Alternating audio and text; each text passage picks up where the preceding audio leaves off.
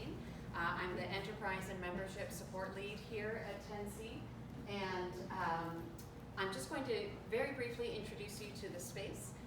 10C is a space for change makers. It's where people can come to collaborate and innovate and work together towards social purpose and the change that needs to happen in our community. What I've been enjoying saying to people recently is, in the pandemic, you can imagine some people would have had some concern for 10C. How are you doing as a place where people meet and congregate?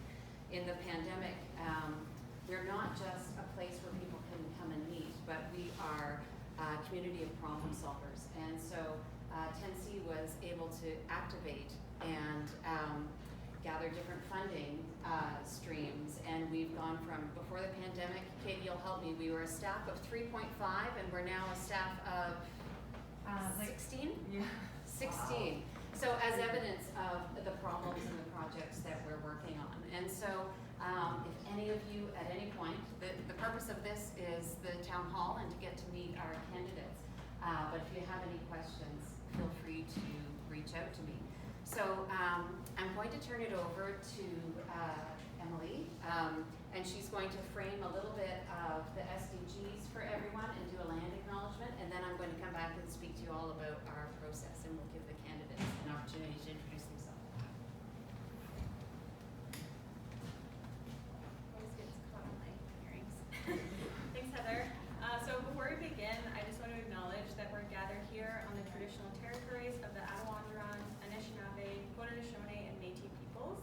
And this is the territory of the Mississaugas of the Credit First Nation, and we're grateful to them as careful stewards of this place.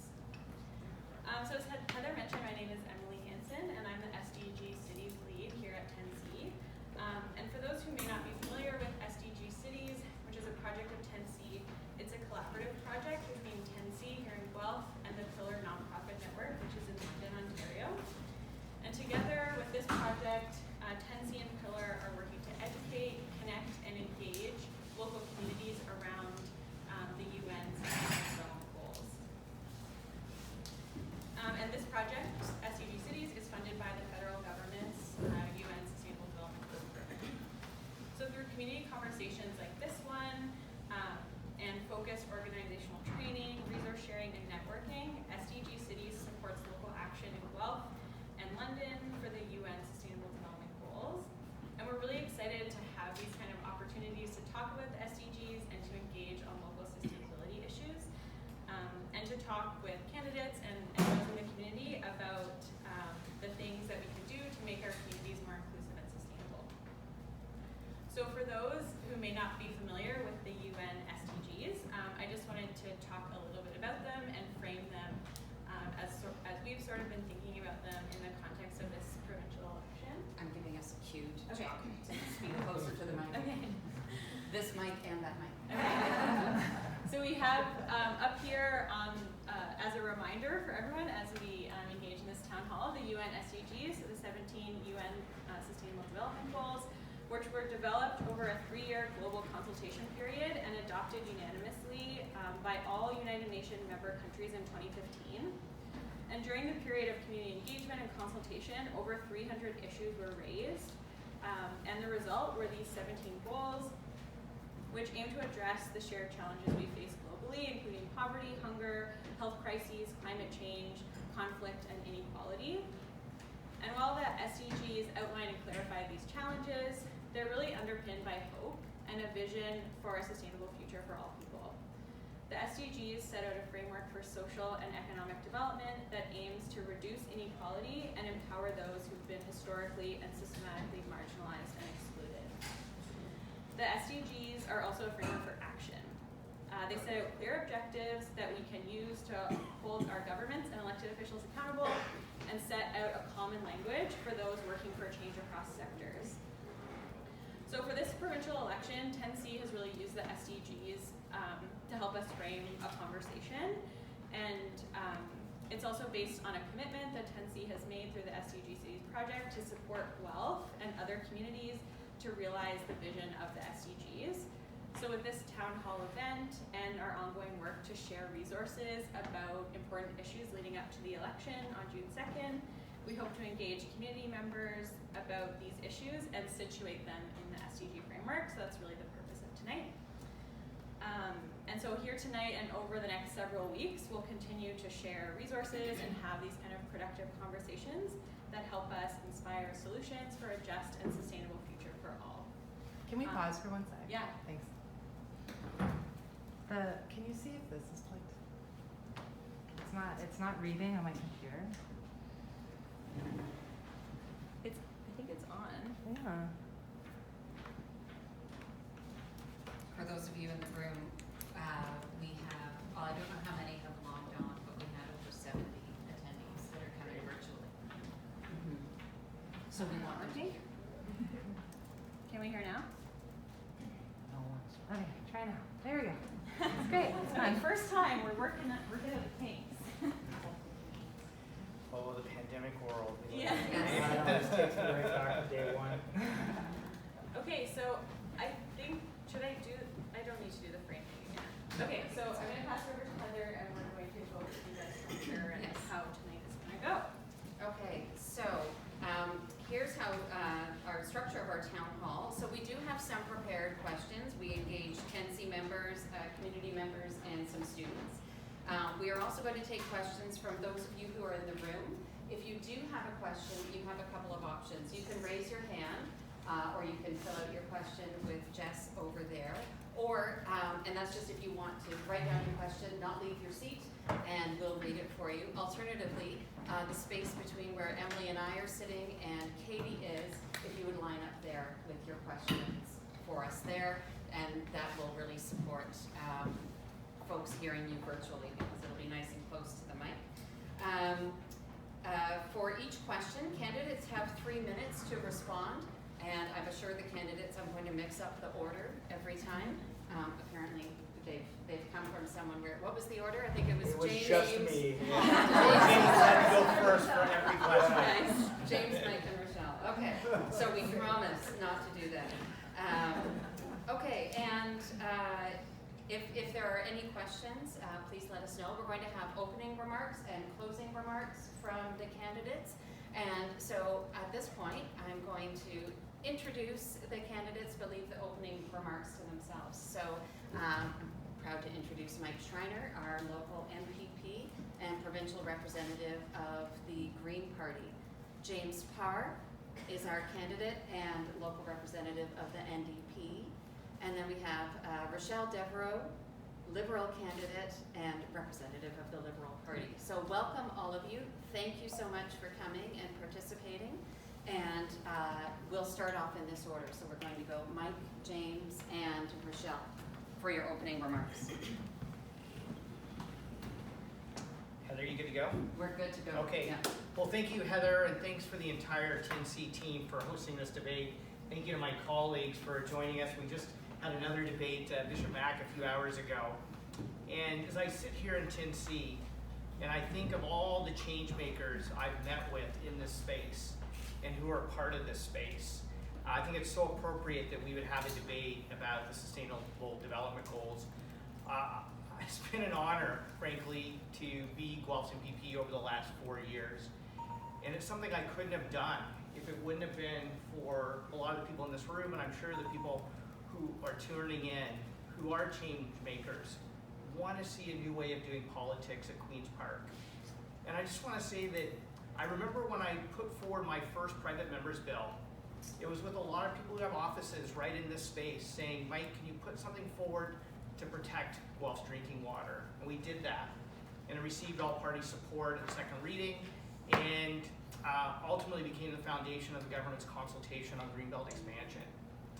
My first private member's bill I actually passed into law was in consultation around electric vehicle drivers and how we can protect electric vehicle drivers. And I remember at the time, I was harshly criticizing the Ford government, but we found a way that we could work across party lines and advance EV drivers to help address the climate crisis.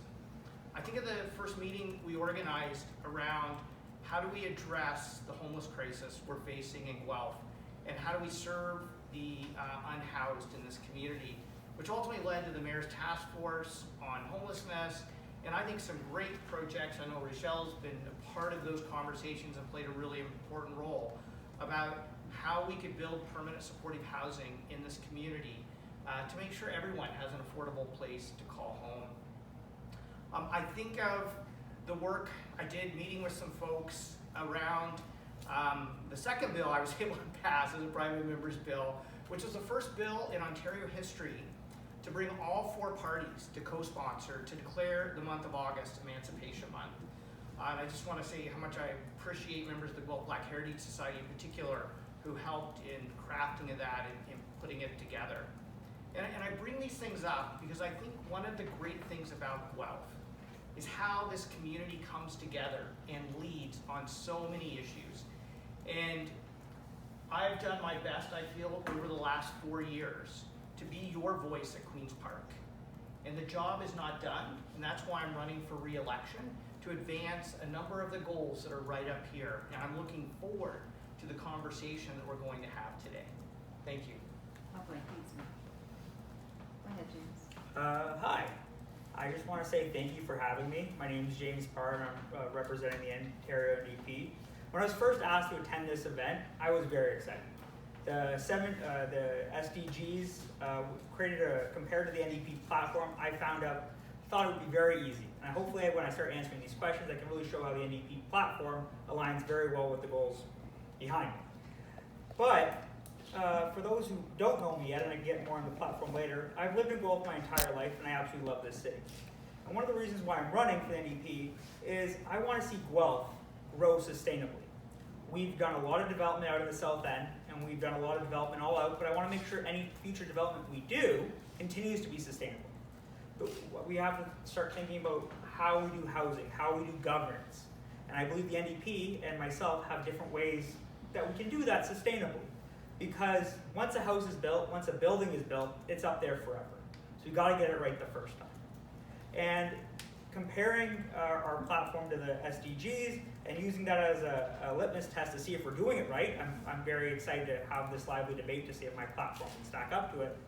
Hopefully we can build a better Guelph, and through building a better Guelph, we can build a better community. Because the one thing I don't want to see from Guelph is it turns into another commuter city. Guelph has the ability to prosper with our manufacturing, with our tech, with the university, to be a city all by itself. We have the housing, we have the people, we just need to take it the next step, and that's why I'm very excited to be running, to try to get us over that next ledge, so as we grow sustainably. One of the other big things that I'm passionate about is the affordability crisis. We are currently living through a massive affordability crisis, and throughout my entire adult life, my wages never kept up with inflation. And as a lot of young students enter the job market and they start to pay off OSAP debts, or they try to get a therapist for the first time, like myself, they start to realize it's very expensive out there. So we have to start rethinking what sustainable is. Is it income? Is it development? Is it poverty reduction? Is it how we do politics by switching up even how we vote? And I really much look forward to working with Mike and Raechelle in the upcoming couple hours and talking about how we can make Guelph more sustainable. So thank you very much. I'm sorry if I rambled a little bit, but I'm excited to be here. That's what I'm trying to get across. So. You're in your time frame. Yeah, thank you. Go ahead, Raechelle. Thank you. Hi, my name is Raechelle. I first fell in love with Guelph when I came to the city in 1995 to study at the University of Guelph. There I studied international development with a focus in women in the development process. And the sustainable development is at the core of all of those studies, with community development starting from the grassroots of the ideas of the community, developing with communities, not for, and then also co-design into the programs and solutions, all of which I know to be a foundation of 10C and also of the social development goals. Since that time when I started my studies, I have accomplished a lot of milestones in Guelph. I've become a mom to my 3 children, Amelia, Matthew, and Charles. I'm now a soccer coach and a hockey mom. and a Regals lacrosse mom now too. I grew my leadership capabilities here in this city. I first became a supervisor, then a manager, then the director of all programs and services at the Guelph Community Health Center, where I'm now the CEO. At the Guelph Community Health Center, we focus on the social determinants of health, which in many ways are quite similar to the Sustainable Development Goals. For example, poverty. Growing up, my family and I experienced many prolonged periods of poverty. I was the child of a single mom who went back to school when I was in grade 4 to get her teacher's degree. And that was a time that was especially challenging.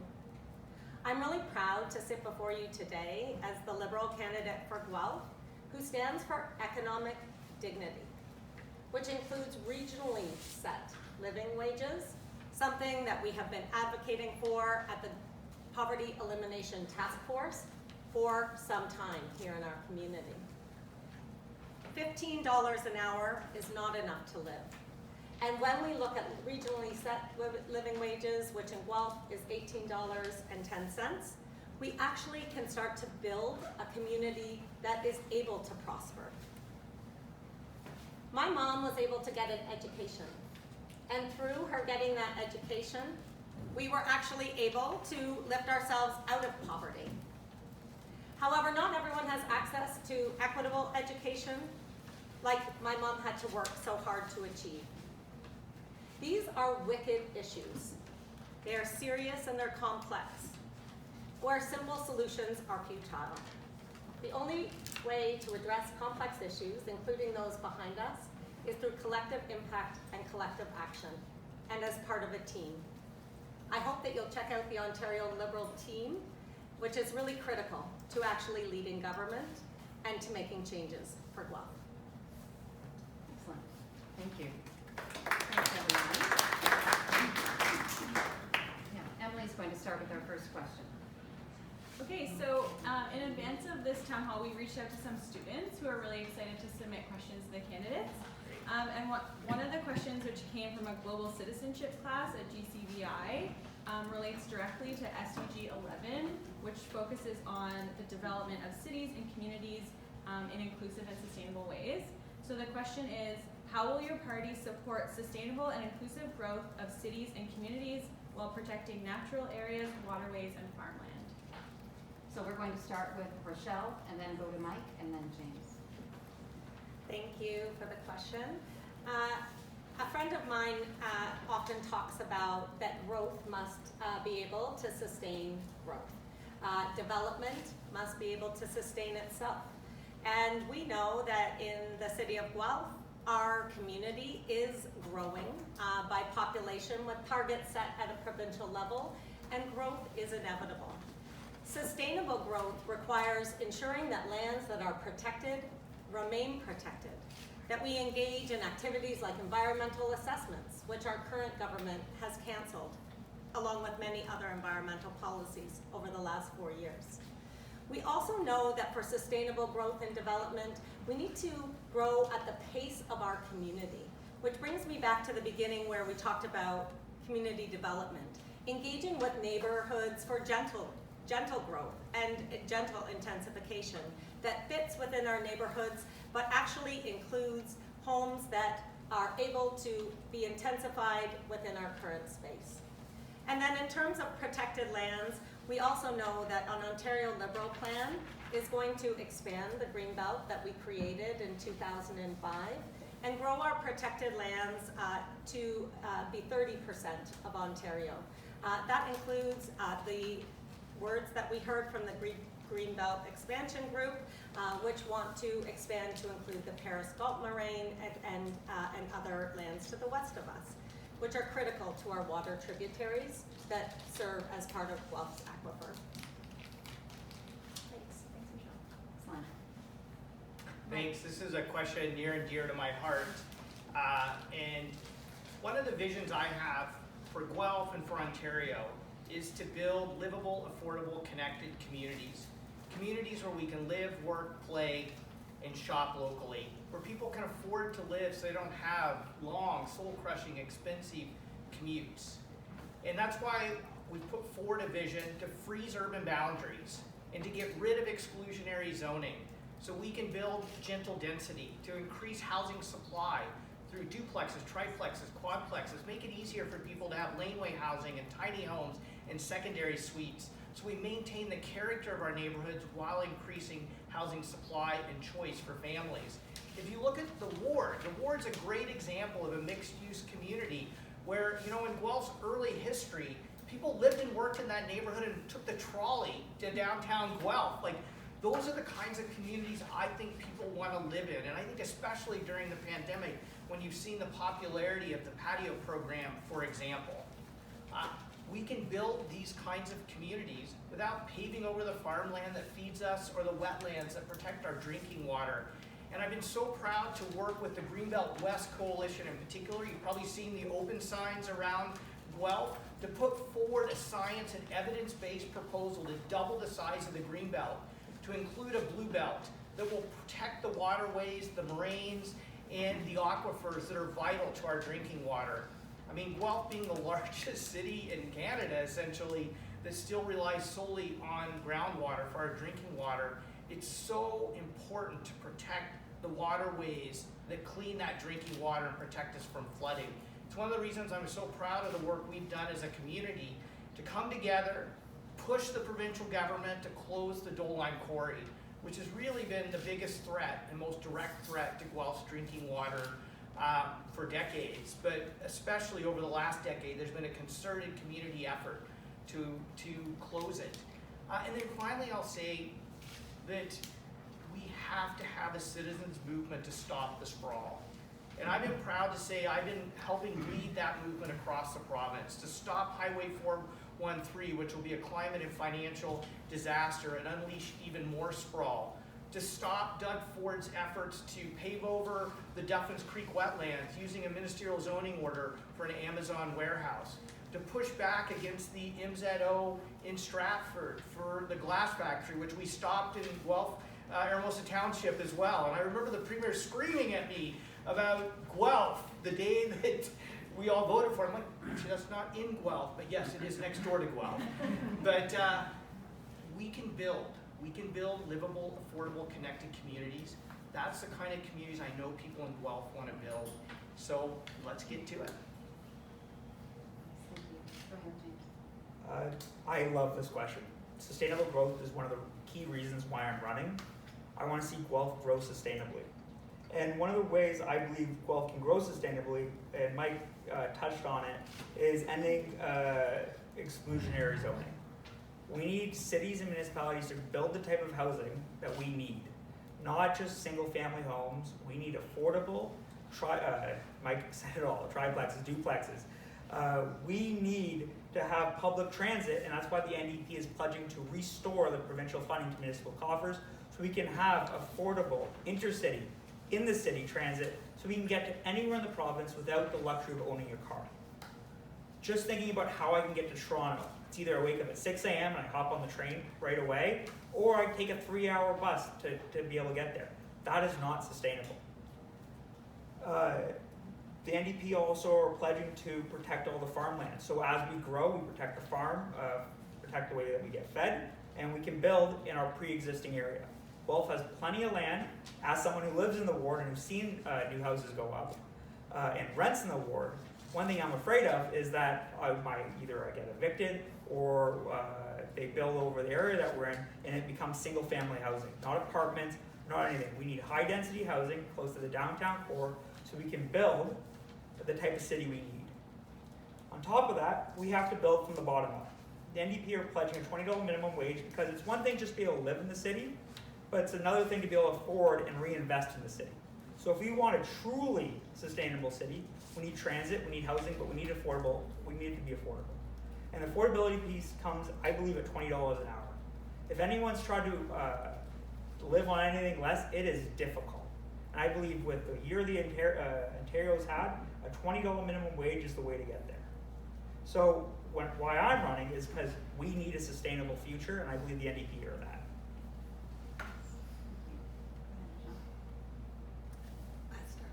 Oh, I beg your pardon. I'm so sorry. Go ahead. Okay, So we have another question that was also submitted to us from some students at College Heights, and I think touches on a question that came in online. So this question is specifically focused on mental health and the impact the pandemic has created on the mental health, specifically for children and youth. So what are your plans to address the mental health crisis impacting children and youth? And this time we'll start with James. No, this time we're starting with Mike, and then to James, and then to Raechelle. Yeah, I'll just say everything's not okay when it comes to people's mental health, especially our children's mental health. And there were mental health challenges prior to the pandemic, but obviously the turbulent last 2 years of online learning, in-class learning, hybrid learning, etc., has really played a tough toll on kids. And so one of the things that I think is completely unacceptable in this province is that we have 28,000 young people on a wait list to access mental health services. On average, 18 months, as long sometimes as 2 to 2.5 years. I remember in the 2018 election, I was just at the corner over here, and I ran into a young person and I said, "How are you doing?"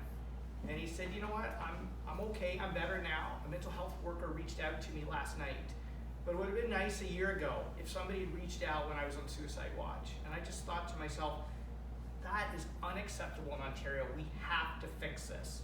So that's why I'm so proud that the Ontario Greens are the first party in Ontario history to put forward a standalone mental health strategy, to make mental health available through OHIP, to increase base budget funding for community mental health providers, and to make a commitment to fund Children's Mental Health Ontario's plan to reduce wait times to less than 30 days. It's why I'm so proud of the way our community has come together with the leadership of Rotary Guelph to fund youth wellness hubs and to work hard to get provincial support to fund those youth wellness hubs, because we know that young people need to access spaces to connect with each other and to access the services and supports they need.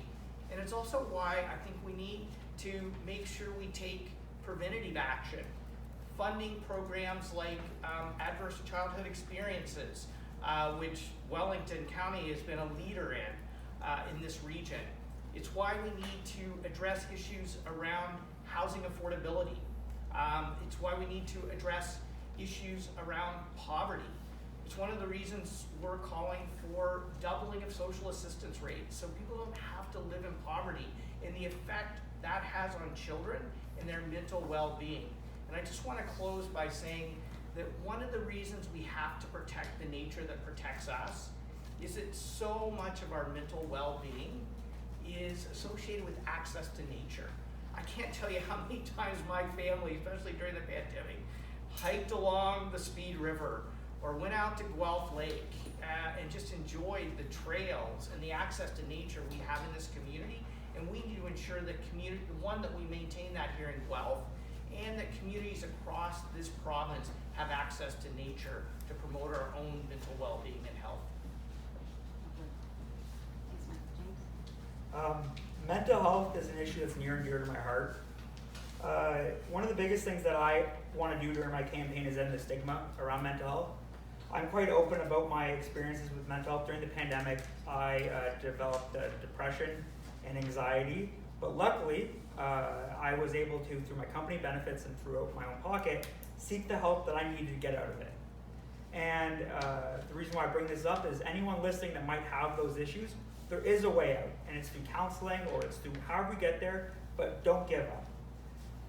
Mental health is a very difficult thing because when you're depressed or when you're in it, it's hard to seek help. And it's hard then to be on a government wait list, or it's hard to fight with your employers to get things covered. We need a government that puts mental health on the same level as healthcare. And I'm very proud to be sitting here as an NDP candidate because the NDP are doing just that. We want you to pay for your mental health services with your OHIP card, not your credit card. And then if your doctor prescribes you any SSRs or SSRIs or antidepressants, you shouldn't have to, again, pay out of pocket for those. We need pharmacare to make sure if your doctor prescribes you drugs, you can get it. If you need cancer meds, if you need anything, you need to get it. Pharmacare is healthcare, mental health is healthcare. So I'm very proud to be able to come here and talk about that. Another thing that really helps with mental health is having a stable place to live. It's one thing being able to live in fearing that your landlord might evict you to increase his profits, or that you might not have an affordable place to live. That's why the NDP is offering rent control, so you pay exactly what the last tenant pays. It ends the whole threat of rent evictions. It ends the threat of your landlord evicting you just so you can make a little bit more money. On top of that, the NDP wants to increase our social housing and affordable housing. So if you're on the street or if you need an affordable place to stay, we will have that. It isn't anything quick because these things take time to get built, but in the interim, through counseling and through our pharmacare, dental care, at least it will start to be a help. The biggest thing that, if anyone's listening, is to take away is that you're loved and you're cared, and it might be difficult now, but mental health will always get better. It just takes time. Thank you.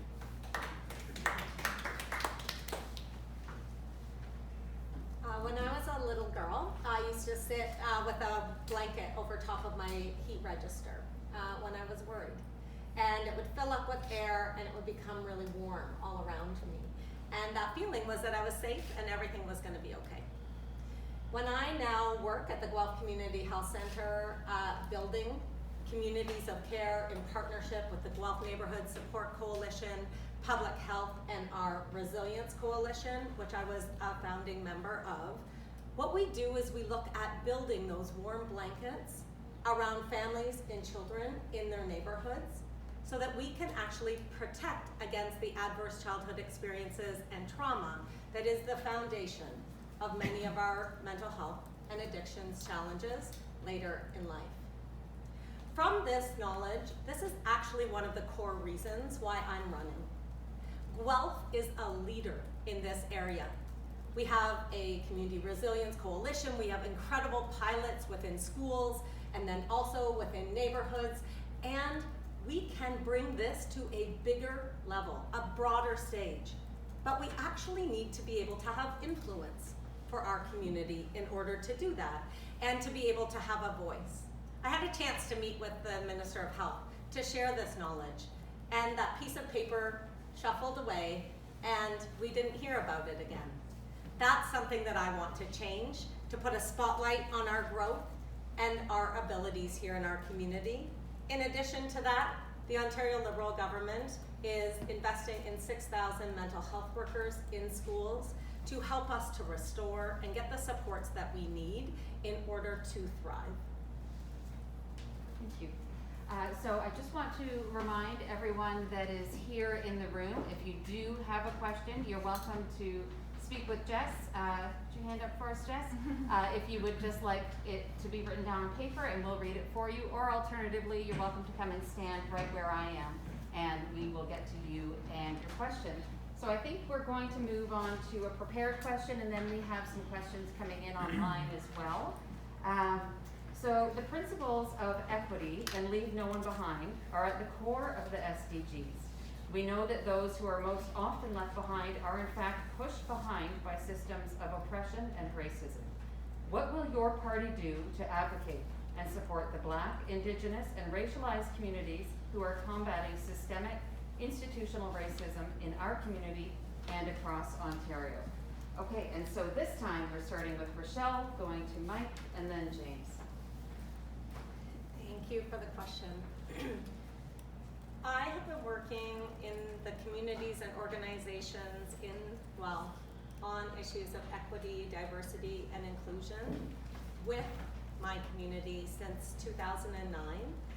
I did my master's program looking at issues of homophobia in the foster care system, and actually led to systemic change in the policies that were used when we did foster home assessments. From that opportunity, I was a founding member of the Anti-Oppression and Anti-Racism Working Group at the Guelph Community Health Center.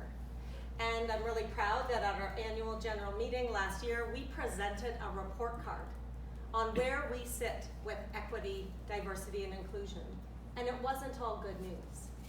We were open with our community on our areas for growth, lifted the bed covers, and committed to change that's measurable, and we got to it. Our party stands strongly on the importance of anti-racism, anti-Indigenous racism, anti-Black racism, and building inclusive communities. So much so that we have committed to form a ministry unto its own of equity, diversity, and inclusion, with a minister responsible, while at the same time permeating and integrating equity, diversity, and inclusion into every one of our policy domains. I'm proud to stand with the Liberal government on this commitment, and I can't wait to share Guelph's expertise in this critical area with the province of Ontario. Go ahead, Mike. Yeah, oh great. You know, why don't we open this by just acknowledging that today is National Day of Awareness for missing and murdered Indigenous women and girls. And I'm hoping that all of us can commit to the 231 calls to action from the National Inquiry. And also a quick shout out to the Moose Hike Project as well, which is a grassroots effort to speak out and raise awareness and combat violence against Indigenous women and girls. I would say that, you know, one of the things I'm proud of doing as leader of the Ontario Green Party is ensuring that within our own organization, to identifying the gaps, the barriers, and the ways in which we have to do better as a political party. Because let's be honest, anti-Black racism, Islamophobia, homophobia, transphobia exists in every institution in our society and in all political parties. And so we set up a equity deserving candidate fund and a recruitment strategy where over 65% of our candidates will be from equity deserving groups and will receive funding for their campaigns, because I felt that it has to start at home. But we have to act provincially as well. That's why we need to restore funding to the Anti-Racism Directorate, which I'll acknowledge the Liberal government brought in, and it was the right thing to do. We need to restore funding to the Indigenous curriculum program, which was one of the first things that the Ford government cut. We need to pass the Our London Family Act to combat Islamophobia, because nobody in this province should be afraid to worship in a mosque or afraid to walk down the street. And that doesn't just happen in London, it's happened here in Guelph. And we have to stand up, and I think people who look like me especially have a responsibility to stand up and speak out against it and combat it, but to also act with legislative action. And so we have a long ways to go as a society. There is no doubt about it. But I would say this community is a caring community, a community committed to inclusion, diversity, equity. And I'm going to continue to be that voice at Queen's Park, to represent this community's voice in Queen's Park as we combat colonialism and racism.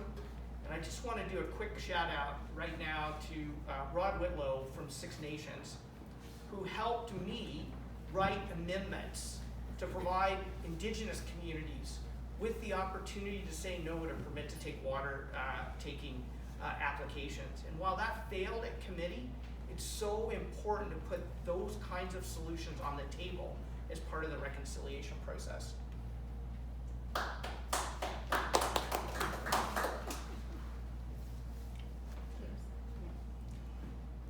This topic,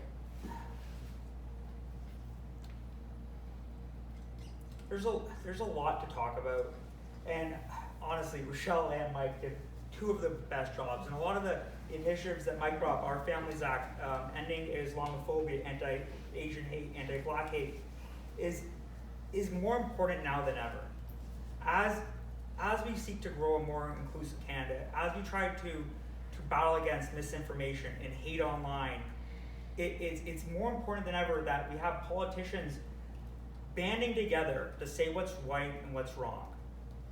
I'm proud to be with the NDP because we have that in our platform. We have measures, and like we support our family, our London, the Act, and we want to continue to work on all aspects of the calls to action that were brought forward in the Missing and Indigenous Women's Act and the Truth and Reconciliation. Because if we can't treat people who who were here first right, how can we expect anyone else to be treated right? One thing that I'm absolutely proud of with our platform is when it comes to water and First Nation reserves, the Ontario NDP pledged just to get it done and send Ottawa the bill. If Guelph didn't have water, we would be demanding action, but yet there's people in our country who don't have water and we're okay with it. We need to start treating us all like human beings, and that has to start at the top. We need to start working together across party lines to make sure when we debate, when we talk, it's about solutions and it's about how do we make everyone in our country better. And as someone who was born an able-bodied white man, I don't have all the solutions because I don't have those lived experiences, but I can rely on my team, my campaign manager, to fill in that experiences that I can be honest and I don't have. But we need to act, because these issues have been around since we talked about it last election, the last election before that, and as much as I can say we're going to deal with it, they're not affecting me. So we need action, because the people who are enacting our laws, it's not effective. We need just to get it done, regardless of who's elected, regardless, because these are Canadians and they need to be treated as such. So, yeah. Thank you. Okay, so we have a question submitted from the room. So this question is, how urgent is the issue of basic income for you and your party? We're going to start with James and then go to Raechelle and then Universal basic income is for me personally very important. I was first thrilled when I learned the Wood government was executing the test pilot, and I was so deeply saddened to hear right before it ended the Doug Ford government cut it. My party is pledging to restart that initiative to make sure that we can have a UBI, because as costs this year alone start to skyrocket, people are just spending all their money just to get by. And we need an economy that's circular. We need money, I earn it, I can then go out and spend it at McCabe's. I can go spend it at Plant. I can go downtown to the bakery downtown. And I honestly don't know how the people here aren't much bigger than they are, because the food in Guelph is so good. You're here. But we very quickly saw at the very beginning of the pandemic, when people don't have money, shops go bankrupt. And the funniest thing I always think is, when businesses needed money through the CEWS, we gave it out without question. When the Bells or the Rogers made their best profitable years yet, and still took government subsidies, no one batted an eye. But yet, when it comes to the CRA reclaiming all the checks that it did for CERB by people who mainly got it, they're not doing that to corporations, they're doing that to individual people. We paid the taxes, we should be getting it back so we can reinvest it back into our communities. So when it comes to my party's platform and what we do, we pledge to restart it. But more importantly, we need to get a handle on the basic cost of living, and through that be a $20 minimum wage, upping ODSP rates. Something needs to be done, because if people don't have money to spend, we're going to see what happened at the beginning of the pandemic, where stores start to border up because they don't have people that can afford their goods in them. We need the average working citizen, regardless of what their job is, to be able to afford any service in Guelph, because that's how Guelph prospers, when everyone can afford the services and food in it. Thank you. When I was growing up and poor, the feeling was shame, worried that my friends would know. It culminated into a point where on the school bus somebody told me to change my clothes. It was a new year. Only I couldn't, because our washing machine was broke and we couldn't afford to fix it. That is not dignity. That is not the type of Ontario that we want to live into.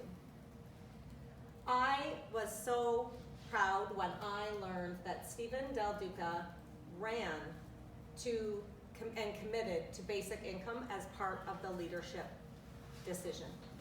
He said that the Liberals will restore the basic income pilot, which, as my friends mentioned, was cut short.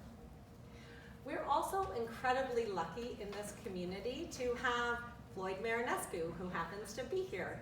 Floyd Marinescu is the founder of Basic Income Works. And he is, exactly as James said, a person who has the ability to stand for different and to stand up for better. I'm really proud to call Floyd my friend, and I have learned incredible things about the value of basic income from our discussions.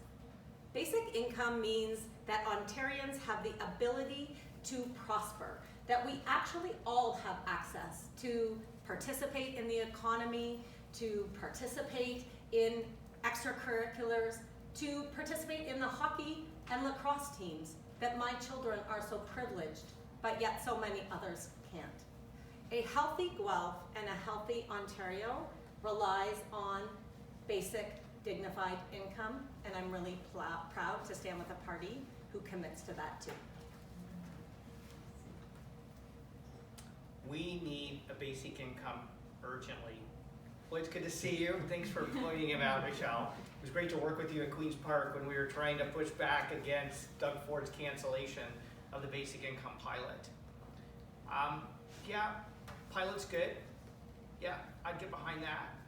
But we've got to go so much further and so much faster. That's why I'm proud to say the Ontario Greens are the only party in this election calling for doubling social assistance rates.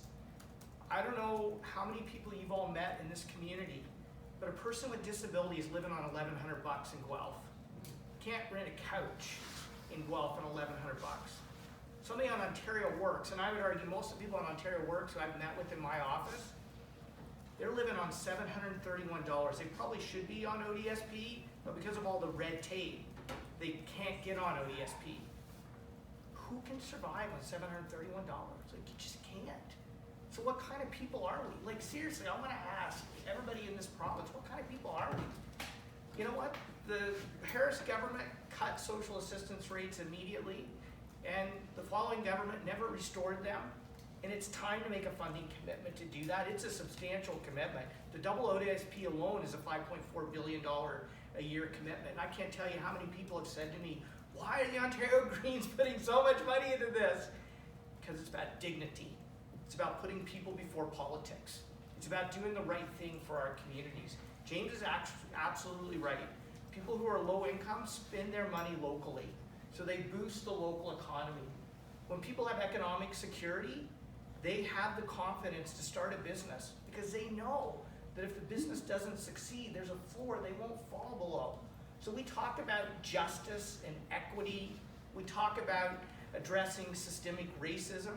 Well, you know what? Let's have a floor that no one can go below so that everybody in this province has an opportunity economically to start their own business if they want, to live in dignity if they want, to have a house and an apartment that's affordable if they need it. We all benefit. We all benefit. And I just want to close. I know my time's probably almost up, but you know, the Ford government talks about red tape all the time when it comes to environmental protections. I call that protecting the people and places we love, not red tape. The people who experience the most red tape in our society are people who are on social assistance. The amount of forms you have to fill out, the lack of dignity you have to go through. So a basic income is about dignity. It's about respect. It's about ensuring that everybody in this province is cared for. So yeah, let's have a pilot, but please, can we go beyond a pilot and double social assistance rates right now as the first and important step to actually implementing basic income in this province? I was bang on 3 minutes. Again, because I have an internal clock. Yeah. I know, I feel like I'm in your periphery as I edge forward, waving you down. Okay, I'd like to introduce Evan. He has a question for you. Hi, this is a really simple question, and it's number 13 on the SDG. Lucky 13 on the SDG list. Very simple question that probably needs a really complex answer. Yeah. What is your party's climate plan? Oh, 3 minutes. Yeah. Evan, 3 minutes No on this pressure, question. no pressure. We are going to do Mike, Raechelle, and then James. Yeah, so you know what, folks? It's now or never on climate action. Now or never. Like the UN has made it abundantly clear. And so too often in Canada, actually Canadian, we've been some of the worst climate offenders if we're going to be honest with ourselves. By the way, Heather, thanks for the Clean 150 proposals you've put out, which has helped inform our climate plan. We have to act now. The best way to do that is to crush climate pollution is to first bring in a carbon budget, which I've introduced a private members bill to do that, and it's part of our plan, because it requires government year over year to show how they're gonna reduce climate pollution, and if they don't hit their targets, they have to have a plan to do it. Because no more of these false targets that are like 10, 15 years down the road. We have to electrify transportation. That will help people save money. As Evan, as you know, it costs far less to drive an electric vehicle, take electrified public transit, or better yet, have your e-bike to cruise around Guelph. We need to make transit affordable, reliable. We need to build communities where you don't have to commute long distances, where you can live, work, play. We need to retrofit our buildings and make them energy efficient so you can save money by saving energy. We need to help industry lower their carbon footprint, especially in steel making, petrochemicals, and steel making. We need to restore nature's ability to protect us, which is why the Ontario Greens are calling for permanently protecting prime farmland, permanently protecting wetlands, doubling the size of the Greenbelt to bring in the Bluebelt, committing to protecting 25% of Ontario's protected areas by 2025, 30% by 2030. It's why we've committed a $1 billion fund for Indigenous climate leadership to ensure justice is embedded in our climate plan. It's why we've talked about and committed to funding 60,000 spaces in community colleges to train up the workforce so we can be the global leader in the new climate economy. And for anybody who says that taking climate action is bad for our economy, I just want to say right now, we ship $25 billion out of Ontario to buy fossil fuels from other jurisdictions. Imagine if we kept that money in Ontario, creating Ontario jobs, making Ontario the global leader in the new climate economy. And that's exactly what's happening in Guelph. There's so many businesses in this community that's leading the way. And I just keep saying, we've got to export more Guelph to the rest of Ontario so we can address the climate crisis and leave a livable future for our children. Thank you. When Stephen Del Duca spoke to the Chamber participants 3 weeks ago, which was in Waterloo region and also attended by our own Shakiba Shayani, CEO of Guelph Chamber, he talked about the climate crisis in really practical terms. He said that any party that is not addressing the climate crisis head on at this moment, it is a failure of leadership. It is a failure of leadership. My children and yours need to live in sustainable, livable communities. And to do that, we need an assertive climate policy. This week, we announced $1 a ride anywhere in the province of Ontario on provincial and municipal transit systems. $1 transit ride. That is predicted to put up to $500 of money in Guelph commuters' pockets every month. So it is an affordable policy, but more importantly on the climate, it is going to pull 400,000 cars a day off of our provincial highways, while our current government is setting to pave over them. We will cancel the 413, which is paving over our greenlands, and invest that $10 million into the foundations of our schools, including the ventilation systems that we longed for these past 2 years. In addition, we will provide rebates on e-bikes and e-vehicles, which were unfortunately canceled under the current government, and support residents with retrofit reimbursements. And as I shared earlier, grow our Greenbelt and move to a 30% protected land in the province of Ontario. Finally, we will be building on the current emission system in the province and be charging our biggest polluters and taking those resources to fund 25,000 green jobs. When Stephen Del Duca said that every party must have a bold climate policy, I'm really proud to stand with a party who is actually restoring strong liberal environmental policy that was stripped away for the last 4 years. climate change is the biggest threat that we've ever faced. And I know that sounds cliche, but one thing that I'm very happy about is everyone on the stage from 3 major parties all have a climate change plan. Same could not be said 10 years ago or even more. So people are getting it. We're putting plans out there. We just need to get them actionable. We need a government, when elected, that will make climate the priority. We can't just have talk or just what we want. We need action. And what the NDP are providing is the Green New Democratic Deal. The Green New Democratic Deal is, in my opinion, is one of the boldest climate change plans out there. It's transformative. It will help Ontario go from where we are into a green EV market, green technology superhouse of the future. Our plan plans to cut emissions by 50% of 2005 levels by 2030, and we'll be net zero by 2050. In order to get there, there's a lot that we have to do. A big thing, like Mike touched on, is EVs. 25% of all our emissions in Guelph come from residential vehicles. But going EV isn't as simple. We have to build up the infrastructure. We need chargers at every house. The NDP are offering $600 rebate to get a charger in every house. But there is a skills gap to get there. We need skilled electricians to be able to install those EV posts. We need skilled electricians to put the solar panels on our roof. We need pipe fitters to retrofit houses. We need carpenters, and we need tradespeople to get out there and transform Ontario into the livable, breathable, and sustainable future that we need. So the Green New Democratic Deal, the way it lays it out, is it pledges to create over 1 million jobs over its entire 10-year lifespan, and it promotes skill training on the job or in school so we can get the skilled people we need. Because without those skilled people, those tradespeople, it's all talk. I myself has an engineering background, and I love engineers, but we're pretty useless when it comes to swinging a hammer. We need tradespeople. We need to prioritize people when they leave high school to get into the trades. Because right now, we face the biggest labor shortage we have. So any green plan needs to focus on training and hiring up the next generation of workers so we can build the future we need. Another thing I'm very happy about in the Green New Democratic Deal, it works with First Nation communities to learn how they have lived with the land and how we can better live with the land as we move forward. There's so much more I want to touch on, but I've talked a lot and I'm going to go over. So I'll just conclude. Whoever wins, hopefully it's me, we need a plan because we can't keep going forward.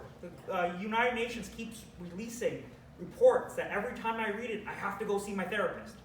We need to get to the next level and we need to start saving humanity. This isn't about us and them, it's us. Here, here. So good news, James. We have a follow-up question. We'll give you a little bit more time. So the climate action was a very important issue for the students that submitted questions. One of the questions from students focused on the impact climate change is having on Indigenous communities. We're going to give you 2 minutes each.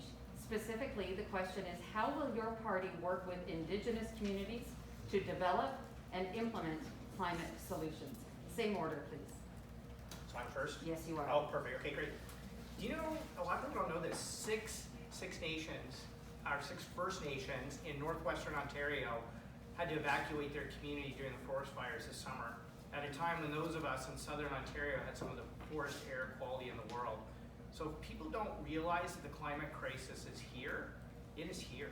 We're experiencing it, and far too long, governments of all political stripes, we haven't had a green government yet, have failed to really address this crisis. And Indigenous leadership is going to be vital to solving the climate crisis. That's why the Ontario Greens have costed and committed to a $1 billion fund for Indigenous climate leadership. Because we know that Indigenous peoples can help chart the course forward to stewardship and sustainability. Indigenous leadership is going to be vital for us to have a mining to manufacturing electric vehicle sector in Ontario to create those new climate economy jobs.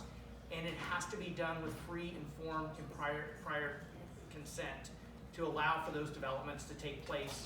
They need to be done in a way, and we see Shared Valued Solutions just up the street who's working on this, in a way that has Indigenous equity partnership. And the Ontario Greens have committed to benefits flowing to Indigenous communities, because this is a huge opportunity for Indigenous economic empowerment, having the resources Indigenous communities need to improve lives and standard of living.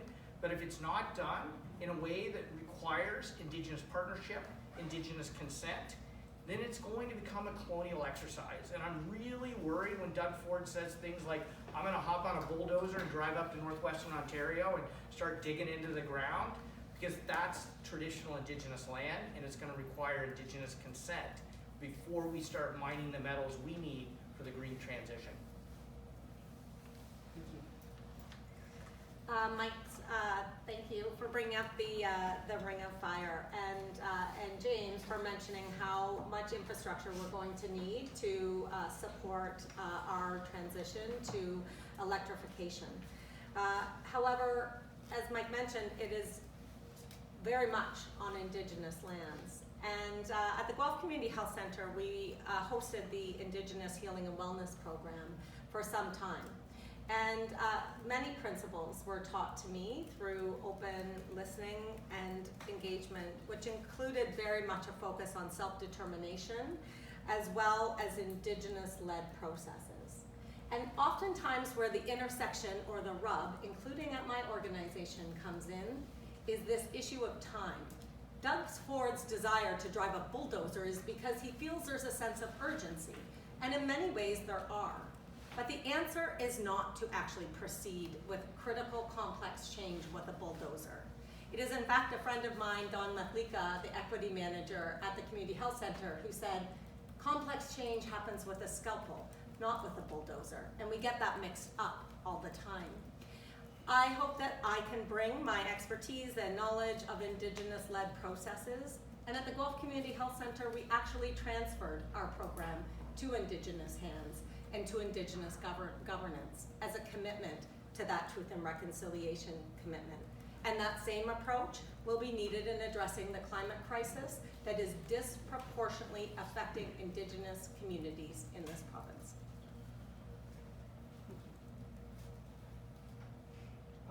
I want to start off by saying, great question. Leave it up to students to actually call out actual problems and call us out, because any climate change plan, like Mike and Raechelle says, needs to start with our First Nations communities, because they're the ones already dealing with the outcome. As Mike said, we're already evacuating due to flooding, fires, or lack of clean drinking water. We're already doing this, we're just not seeing it yet. So any solution needs to work with the communities first to make sure we're not just, as Mike said, implementing another colonialistic way of doing about it. We need to do nation-to-nation dialogue. We need to clean up the mess we've already made, and that's why the NDP is pledging to clean up the mercury poisoning in Grassy Narrows and in other First Nation communities. We need to develop the Ring of Fire, sustainable. I apologize, I've been talking a lot today. To make sure that First Nations are at the table and then they can get benefits. And then when mining companies leave, they don't leave tailings ponds nearby, so we're polluting the future to come. Everything we do needs to be sustainable. And it isn't just, again, driving a bulldozer down and just getting it done. It will take time and effort to get there, but things do need to get done. On top of that, one thing that we do need to talk about is how we're going to progress to the next point. And unfortunately, I can't get there because I just hit my time again. I will learn to do this better. James, I just want to be clear. This is 30 seconds. Oh, that's 30 seconds. Okay, well, all this dialogue is now 30 seconds. So, we'll give you a little more. Okay, good. So the key thing is we have to work with our First Nations brothers and sisters, because they know the land through their cultures and traditions better than anyone else, and we have to make sure they're at the table and they can get the benefits. Because if they don't, then we're just going to repeat history, and we need to move forward as a country. So the next question came in from online, and this question is, what will you do if elected to help get another hospital in Guelph? We're going to start with James, moving to Mike, and then to you, Raechelle. I'll be honest, I don't know the exact details of the NDP plan. so I can't just pledge that I would love if I could. But I would absolutely advocate for another hospital in Guelph. It's something that we need, and it's something that, especially as Guelph grows and we want to hit provincial growth targets, it's something that we desperately need. My family and myself have used Guelph General far more than I would care to think through either COVID or family emergencies or the fact I broke my fingers or nose. A hospital is the cornerstone of any good community. And where Guelph General is, it's really good for the people who live around it, but there's a lot of people in Guelph that are so far away from Guelph General that the time even to get there or just be able to get in becomes a barrier. And we have to start dropping as many barriers as possible through either transit to make it easier for people to get there, or eventually getting the funding so we can build another hospital. I will fully support, if elected, that I will advocate on Guelph's behalf to make sure we can get the funding to build the next hospital, because they're expensive, but we definitely do need one. Thank you. Yeah, so I've already started working on this. It's going to be a 3-stage process. So, I mean, first of all, I'm really proud to say that,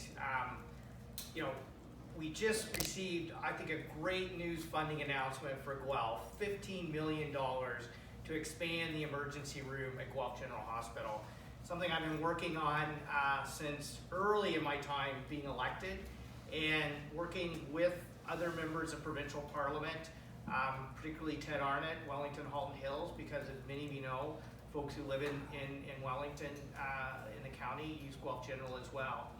And it was a lot of hard work. And it wouldn't have happened if it wouldn't be for the wonderful people at Guelph General, Marion Walker, Gavin, the whole team there. Ian, I see you here. Thank you for all your help on that as well. When I first was elected, I knew we had hallway medicine, and I knew there were backlogs at the emergency room at Guelph General. But when I was able to tour the whole hospital with the team there and seeing the number of people who are being cared for in hallways, it's not acceptable. And so the lack of, healthcare, hospital capacity in particular, predates the pandemic. Obviously, the pandemic has made it worse. Guelph General is now in its early phases of putting forward and obtaining approvals for a new hospital. It's probably going to be, almost a 10-year-long process to get it built. But the Ontario Greens have committed to capital funding in our platform. We need to build hospitals all along this high growth corridor, so Brampton, Guelph, and KW, 3 of the fastest growing communities, all underserved when it comes to hospital capacity. But we also need to make investments in community healthcare as well, so we take pressure off of our hospital systems. And that means investing in things like Guelph Community Health Center, which Raechelle's done a great job leading. It means investing in the Guelph Family Health Team. It means investing in expanding mental health capacity and care, which is why I'm such a strong advocate for making mental health services available through OHIP. It's about investing in those youth wellness hubs that we're building throughout Guelph and the county. But it's also about addressing the social determinants of health, ensuring that we address poverty. Poverty is the #1 driver of people needing to access the healthcare system. Making sure people have stable, affordable housing, which is why I'm so proud of the work we've done to build permanent supportive housing in Guelph. Why I'm so proud of the Ontario Greens committing to building 60,000 permanent supportive housing spaces across the province. And finally, we need to address the environmental determinants of health as well. Clean air, clean water. As a matter of fact, air quality is one of the drivers of admissions to Guelph General. We need to clean our environment, and we need to ensure that we address the social determinants of health to help take pressure off of our hospital as we work towards building that new hospital. It's fair to say that we as a society have never been sicker. The overdose crisis is out of control. I was part of a decision to issue an alert last week after there was 6 overdoses in an hour in downtown Guelph. We have never had such surge capacity at our hospitals, where folks are not just going for COVID, but they're going for many, many, many visits. And in healthcare, we have a term for that. Ian will know it. BME, and that's a visit that's best managed elsewhere. Lots of people need to go to the hospital for very good critical reasons. And many people go to the hospital for visits that would be best managed elsewhere. And as Mike said, that is within a community of care. And so I often say, rather casually, if I'm successful in my lifetime, our hospitals are actually tiny and seeing an ambulance is rare. And that is because we have built and designed communities of care. However, that is a big leap from where we are today and where we were last week, issuing an alert in an overdose crisis. When I met with Mary Ann Walker, who's a good colleague of mine, she was very clear that Guelph's hospital has not grown according to the complexity of our health and also according to our population. And so the first part of any healthcare capital plan, including in Guelph, is going to be to right-size it, to bring our healthcare system to the right size. And as Mike mentioned, the hospital's just completed a long planning process and has determined the costing, the preliminary plan for a new build structure, and a urban multi-service hospital system that will serve our community into the future. What I will do as part of the Liberal government who has committed to right-sizing our hospitals, including a recent announcement at the Scarborough Hospital to invest there, and we will do the same in Guelph. Also, as my colleagues mentioned, building communities of care means expanding primary health care capacity, timely access to medical appointments, and multiple ways of connecting with your primary health care team, including through home care and online virtual visits. So through our Nurturing Neighborhoods work together, I do hope in Guelph that we will someday get to that vision of hospitals are small and communities of care are thriving. But until then, Guelph General Hospital needs investment now, and a Liberal government is committed to right-sizing the hospitals in our province. Thank you. So we're going to keep the same order with a brief, somewhat connected follow-up. So 2 minutes per person. It was requested that we frame a question around COVID recovery. What is your party's plan to support the people coming forward with long COVID and the health supports they will need? Yeah, well, first of all, let's just acknowledge that COVID's not over. The current government might want to pretend that it's over, but I would say that hope is not a plan. Like, we actually need a plan.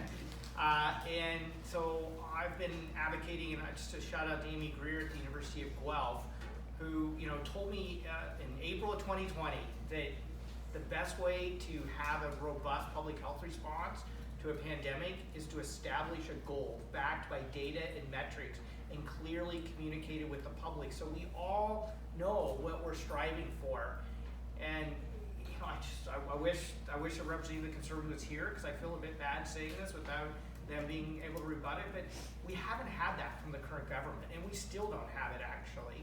And so I would say that's the first step. What's the goal? How is it backed up? Is it being clearly communicated with people? And then I would say the next step is we have to invest in healthcare capacity. I've already been advocating with the Ministry of Health around long COVID. I've been meeting with members of our community. Matter of fact, I think I saw somebody here who's experiencing long COVID symptoms. We have to have the investments in place. We have to have the investments in research so we know how to deal with long COVID, and we have to make sure the system capacity is there to address it as well. And I just want to close really quick, so I know my time's almost up. It's just all the small businesses who have not received support yet. I've worked really hard, and we've made sure most of the small businesses who qualified for the Ontario Small Business Support Grant receive that support. But we need a government that's going to have a simpler process, and a process that includes all businesses, because not every business who's been impacted by COVID has actually received the support they need and deserve. Go ahead, James. Long COVID is something that kind of hits close to home, because I've got friends and family who have long COVID. Just because you look better doesn't mean you are better. Whether it be a wheezy cough, damaged lungs, blood clots, mental impairment, long COVID can have a real cost on an individual's economic future and even just their mental well-being because they don't know what's going on. So one of the things that we have to do first is clear the current backlog for procedures and surgeries, because if we can't even deal what's in our current system, how are we going to deal with everything else on top of it? So that's why the NDP is pledging to hire more nurses, doctors, reinvest in hospitals to bring up the capacity so we can deal with the surge if there is a surge of long COVID. And we have to deal with the current people who were sick before this. Mike said it best, is the current government has not done a good job on this. They left small businesses hanging dry when the monsters, Amazons, Walmarts, and the big box stores were all allowed to stay open. So we have to make sure that any recovery or any restrictions that going forward, if there is another wave, make sure small businesses and schools stay safe. One thing we need to do is start any future long COVID thing. We're in a room right now. Everyone's wearing masks. COVID's not over. We're in the midst of another wave. We have to reintroduce mask mandates because it's one thing just dealing with long COVID, but the best thing we should be doing is preventing any future long COVID by preventing spread of long COVID by having an actual plan. I was actually with my friend Mike Schreiner on March 11th in Queen's Park. You were. And that was 2 days before the hammer dropped and the pandemic was declared in Canada and in the province of Ontario. And what I remember from that day is just the opposition, including Mike, shouting at the government, what is the plan? And as a healthcare leader who knew very well there was not one, I got caught in a media scrum and wasn't actually in a position to be able to know what I could say without actually putting harm on our organization or on our healthcare system. And that actually is something that's pretty worrying in a political environment where there is such partisanship, where there is such harm for speaking out. And I think that when I think about long COVID, it also, and the research needed, now that we're 2 years later, it's not,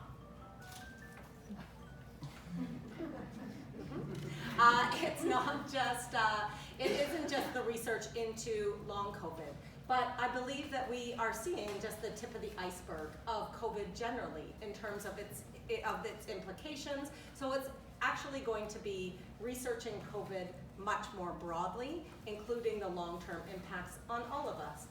Mental health, the economy, our schools, what has this impact been?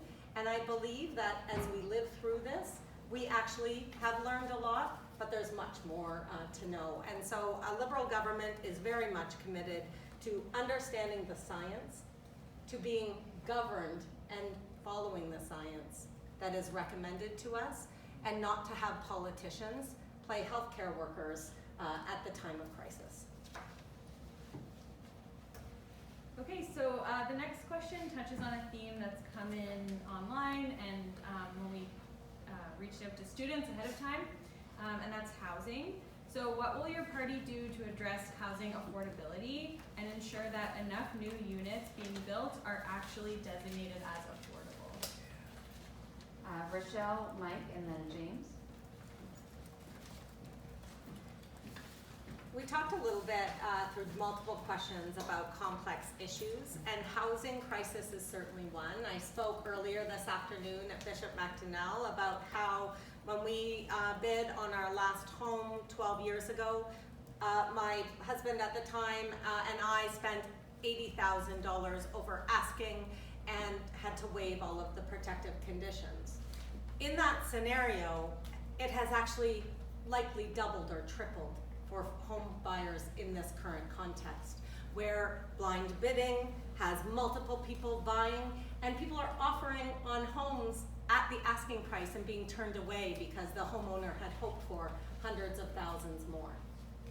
How is it that our kids are going to be able to afford to live, or young people even in this current situation are going to be able to afford to live? We need more housing, but we actually, as we talked about at the beginning, need sustainably developed housing. So it's not also, though, just about supply. Over the past 15 years, we have begun to treat across the world. This isn't a Guelph issue, an Ontario issue, or a Canadian issue. Across the world, we have commodified housing to levels that actually are very difficult to reverse, but not impossible. We have commodified housing as an investment to the detriment of it being a basic social good. And as a result of that commodification, moms of 3 kids, dads, are looking everywhere for a home and not able to even buy in, competing oftentimes with investors who are looking to flip, or folks who are looking to just rent out another place through Airbnb. The difficult decisions will take consultation. They will take the opportunity to listen to those who have expertise on the area, and they'll also take courage. Because where somebody gains, there are many people who are benefiting from the current situation. And so courageous leadership actually takes that courageous leadership, stepping forward into the problem and doing so in partnership across party lines in order to, again, much like we witnessed with the most recent election in 2018, having policy and platform ideas just simply stripped to the ground through partisanship.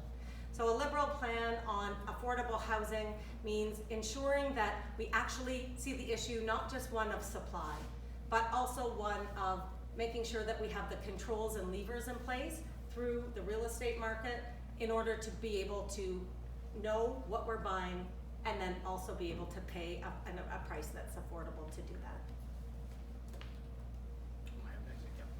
So I understand why a young person would ask that question. I mean, my daughter just graduated from Laurier, and she's asking me, am I ever going to be able to afford to own a home, let alone pay rent?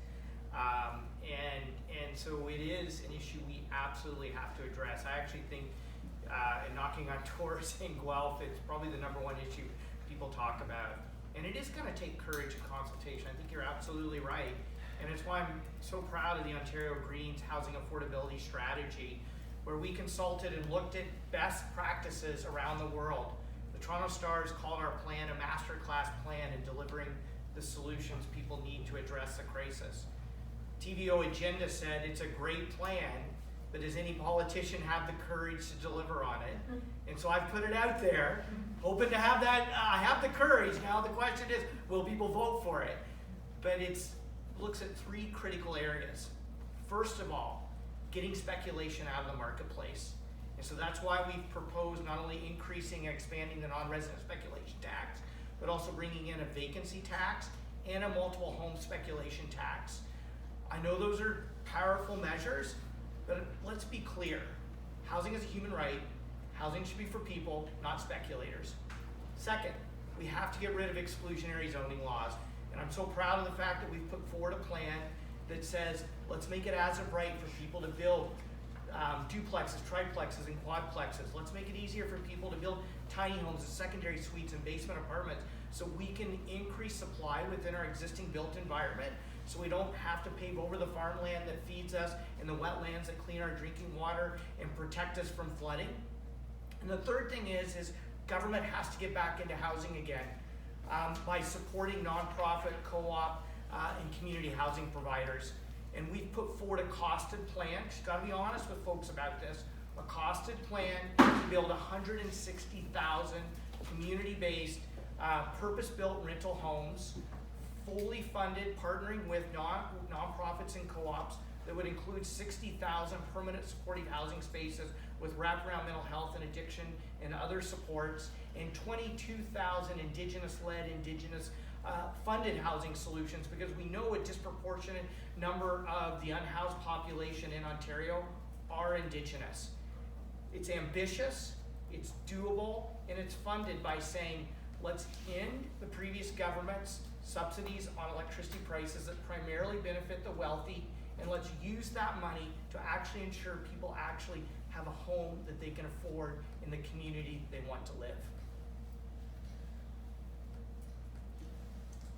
There's nothing affordable about current affordable housing.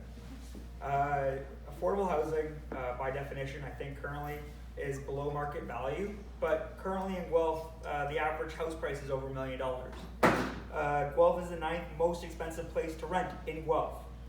in order to just afford it, if you actually go with properly affordable is, the math that our parents were taught, which is 30% of your income, you have to earn between $70,000 to $80,000 just to get a 1-bedroom place in Guelph. So there's nothing affordable for what's currently going on. And as the young people that are currently being mentioned, I am one of them. I'm 29, and prior to the pandemic, me and my partner, 2 young professionals, had the dream of buying a house. And through my bad handiwork, I would turn it into a home.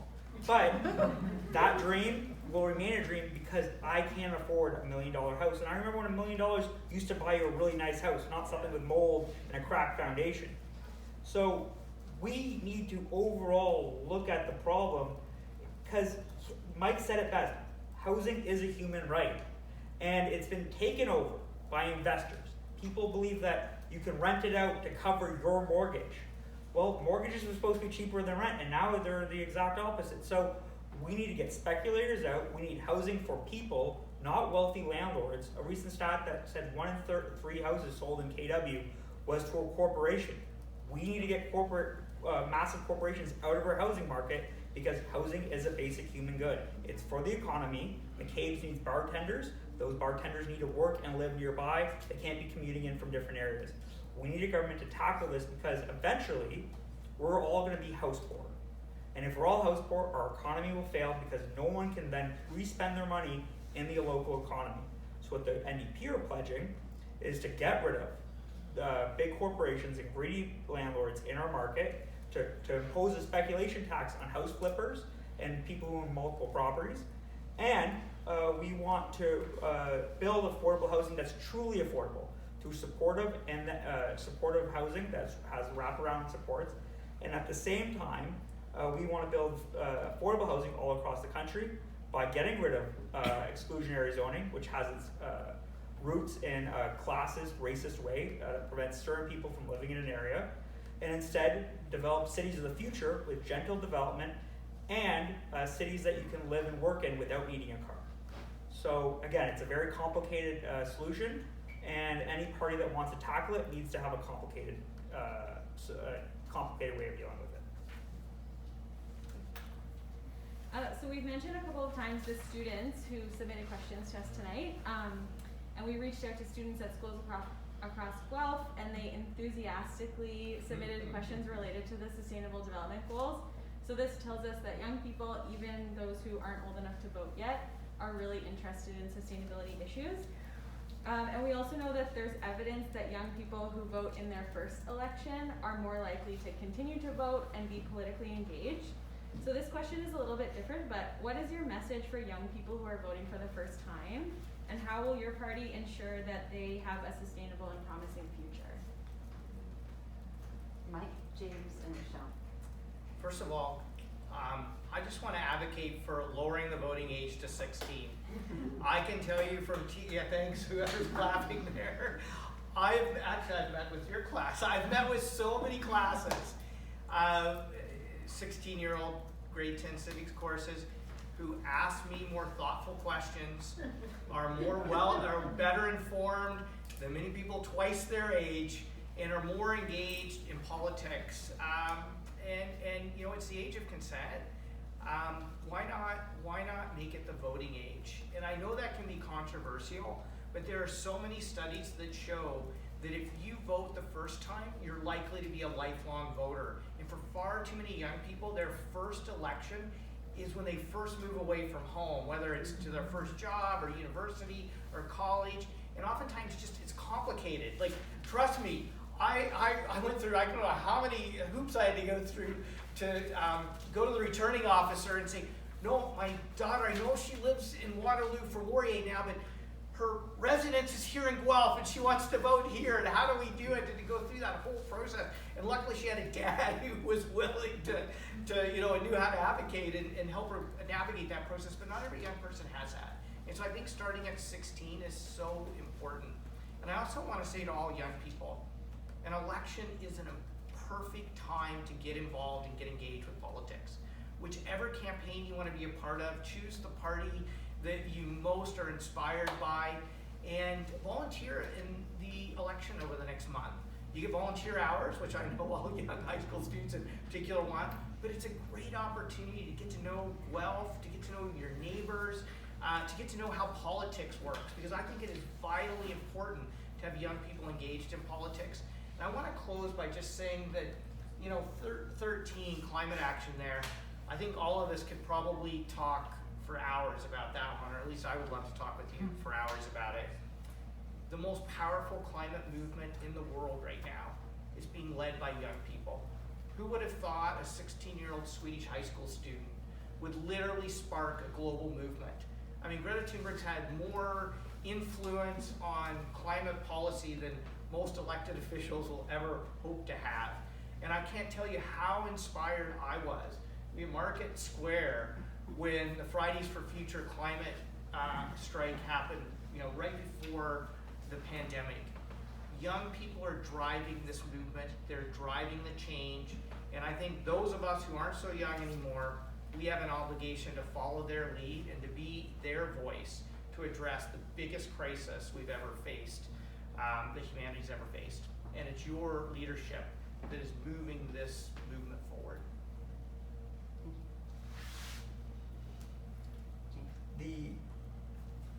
If you want to see change, you need to vote.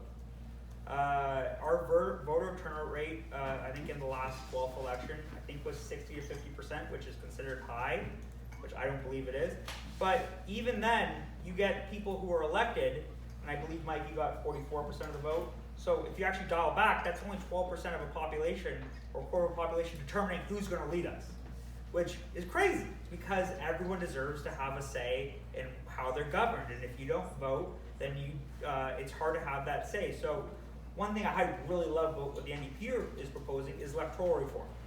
We're pledging for mixed member proportional representation, which I hope breaks down the barriers of partisanship and makes it so we can collaborate across party lines to deal with the pressing issues.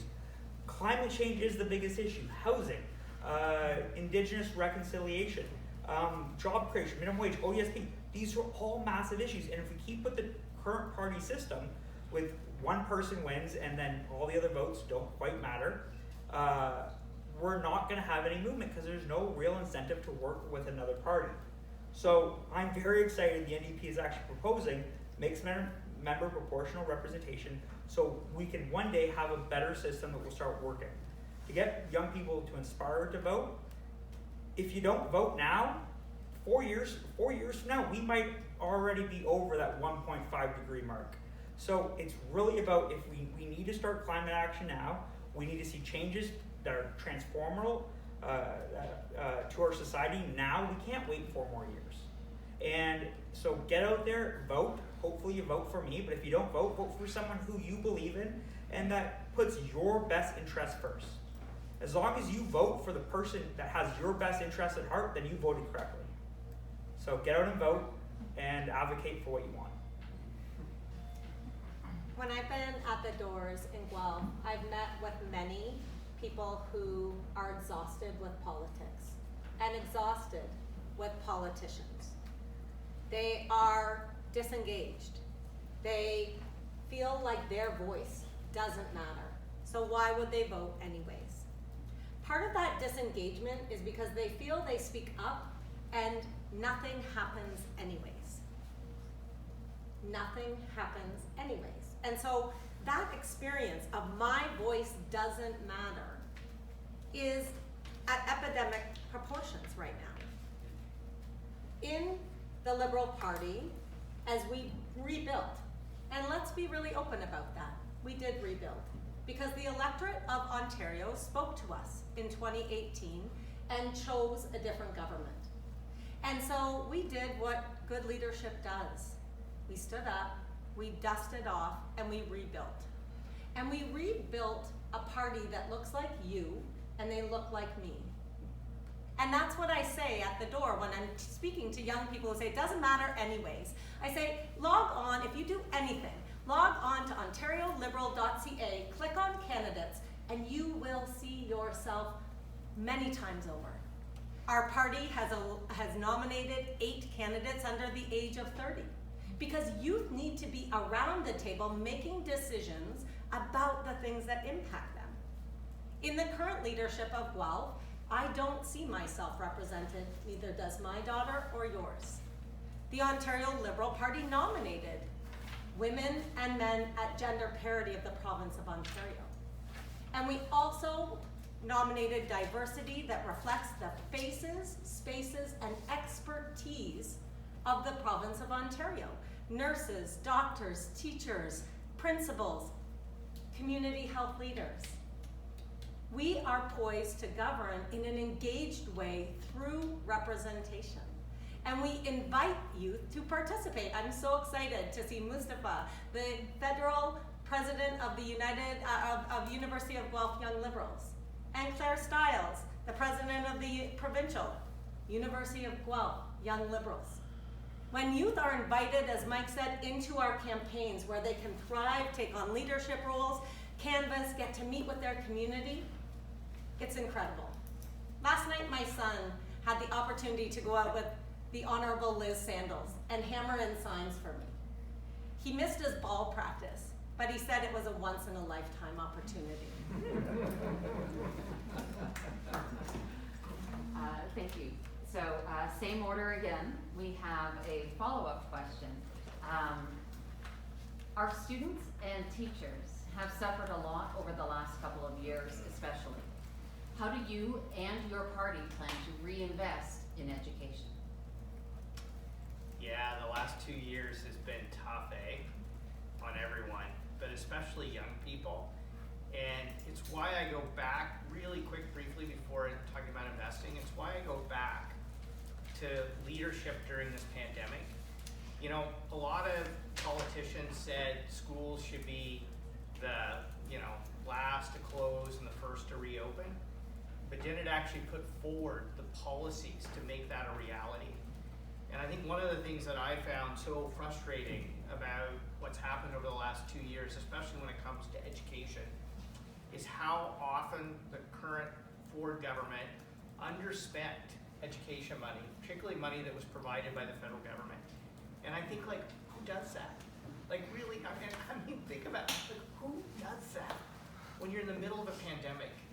So it's about prioritizing education, prioritizing public education, being honest about having the funds in place to make the kinds of investments we need in our schools, to build new schools, to address the repair backlog in our schools, which has been growing over the last 2 decades and is at multi-billion dollars at this point. It means reprioritizing things. So, I've been leading the charge against Highway 413, for example. Who needs a highway that's going to pave over 2,000 acres of farmland, 400 acres of the greenbelt, and destroy 65 wetlands at a cost of $10 billion when that money can be invested in our schools? I'm the only MPP to vote against the whole license plate sticker gimmick, taking billions out of the Ontario Treasury that should be invested in better schools, better healthcare, better social services. And so it's about being honest with people about the investments you want to make and how you're going to pay for them. And that's what I'm proud of the Ontario Greens plan, to revitalize our public institutions, particularly when it comes to caring for our elders, expanding healthcare capacity, especially to address the mental health crisis, and investing in schools, high quality public education, and social services. Because those are the foundations of our communities, and it's what makes Guelph and so many communities across this province great places to live. But we have to have the fiscal capacity in order to do that, and to be honest with people about how we're going to raise the revenue to make those important investments. Thank you. James? It's tough to be a kid in school right now. I'm very happy I graduated and I didn't have to go to school during the pandemic, because I'm not sure how well I would do. I got through school because teachers saw me, they gave me a different education plan, and they held my nose to they cared, and they helped me get through. When we increase class sizes, when we make things remote, kids get left through the cracks, and that's just not acceptable, because if I was let through the cracks, I would not be here today, because it was through teachers and people who care the reason why I'm sitting here today. And the NDP are pledging to reduce class sizes. We're going to be hiring 20,000 teachers and education workers to be able to do that. We want to clear the repair backlog because I just remember the 2 schools I've already went to have already been torn down and rebuilt.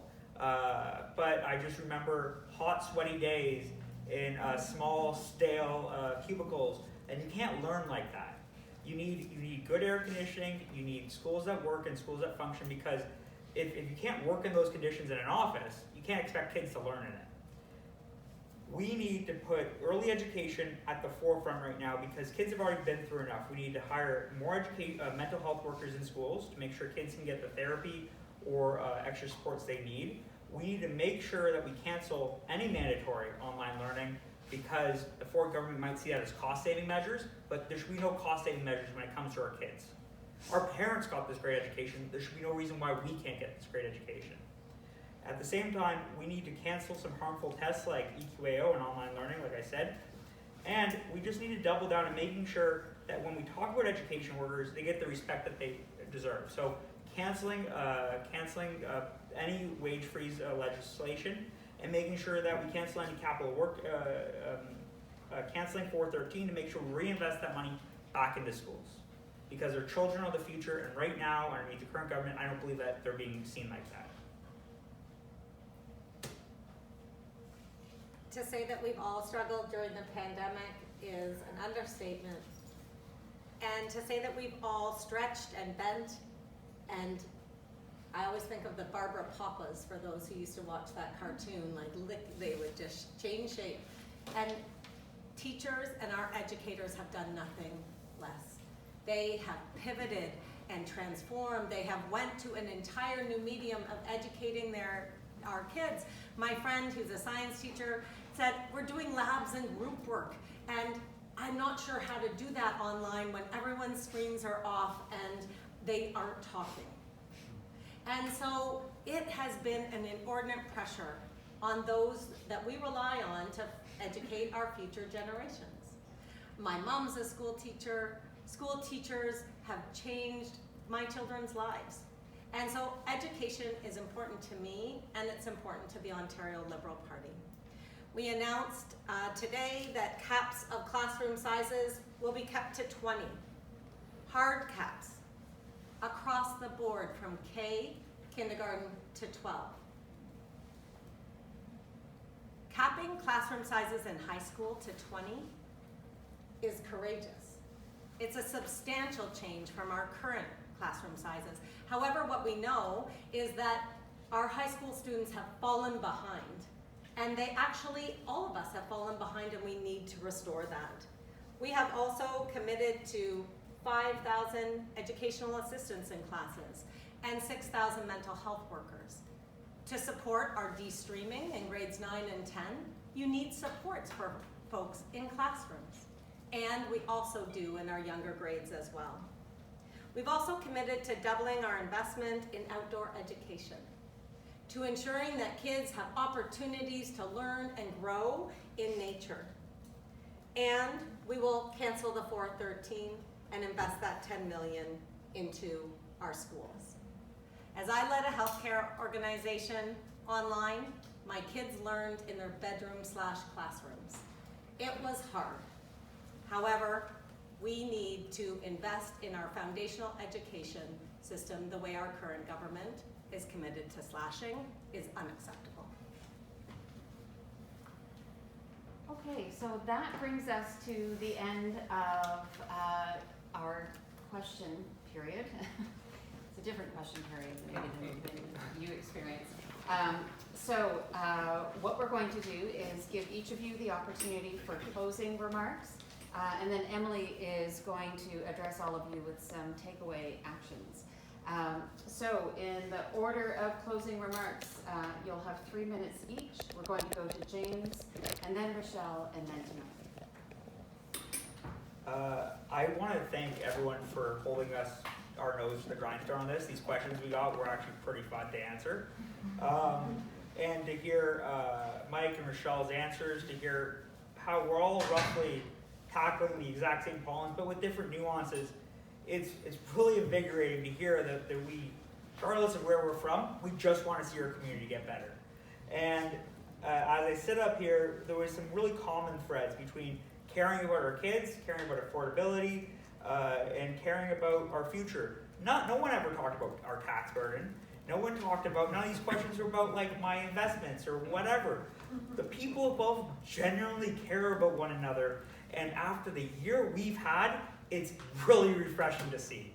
And I really hope as I continue down this path on this campaign trail, we continue to get questions like this, because these are the questions that bring us to where we need to be.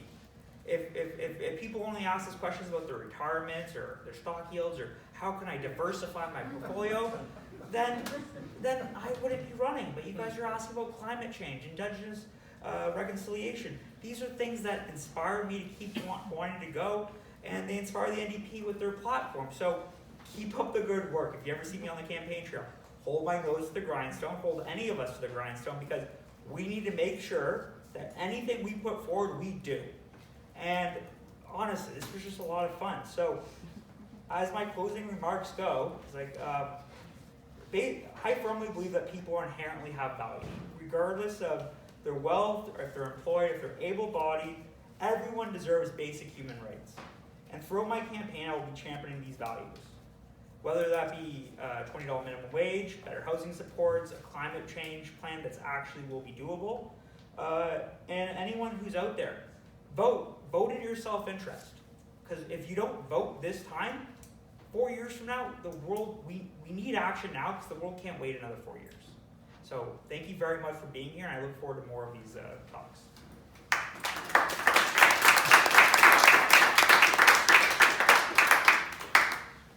When I started to think about the concept of debate, I was reminded of a process that I introduced to the Guelph Community Health Center called Ask Anything.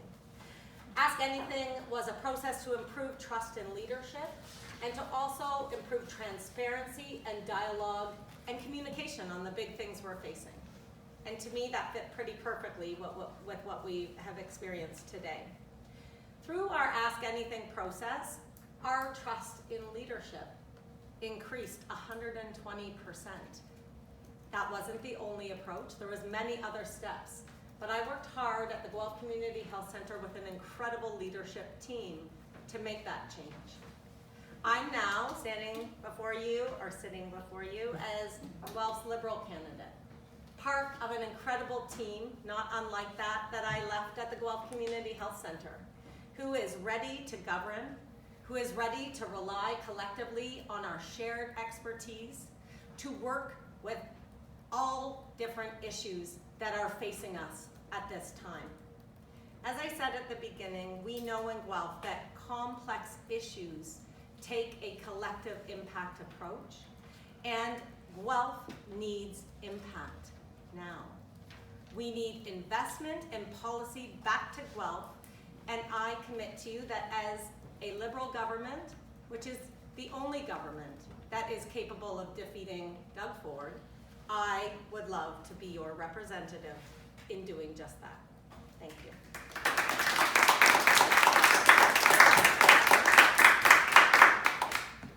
Thank you so much. 10C, thanks.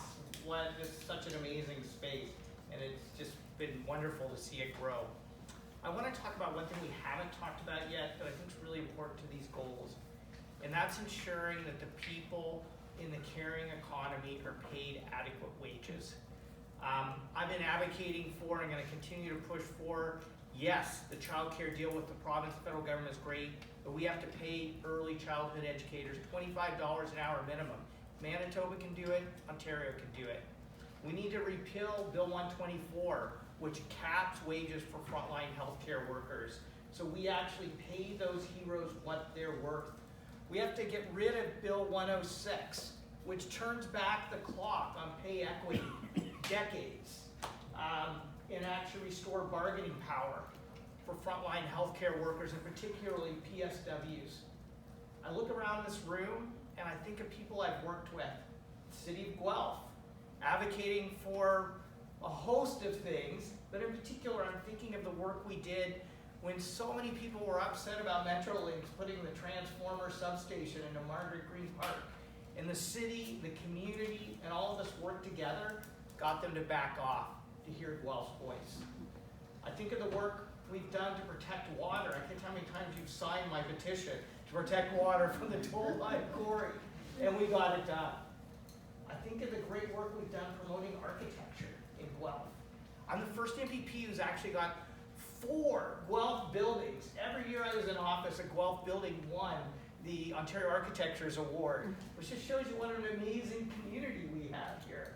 I look at the work we've done on climate change and the ways in which we've organized to prevent the worst excesses of the Ford government, stopping the Amazon warehouse on Dufferins Creek or stopping the opening of the Greenbelt. But man, we have so much more work to do. And one of the reasons I'm so proud of the work that the Ontario Green Party does, for example, our climate change plan, the lead author who consulted with experts across the country is the former Environment Commissioner of Ontario, Diane Sachs, who I just want to say Doug Ford fired the wrong person, just to be clear. Our housing affordability strategy, it's a masterclass plan because it was done in consultation with experts, not only in Ontario, but across North America. Our mental health strategy has received such rave reviews because it was done in consultation with mental health providers and leaders here in Guelph and across the province. And that's my approach to leadership. It's about service, it's about commitment, it's about hard work, it's about being honest with people, and it's about engaging and listening to the experts who have the knowledge to build the Ontario we want. And I feel like I'm working hard in Guelph to provide that leadership. And my hope is I can continue to earn your trust and earn your vote on June 2nd. And thank you all for being here today. Thank my colleagues for being here. This is democracy in action, and it's one of the things I love about Guelph.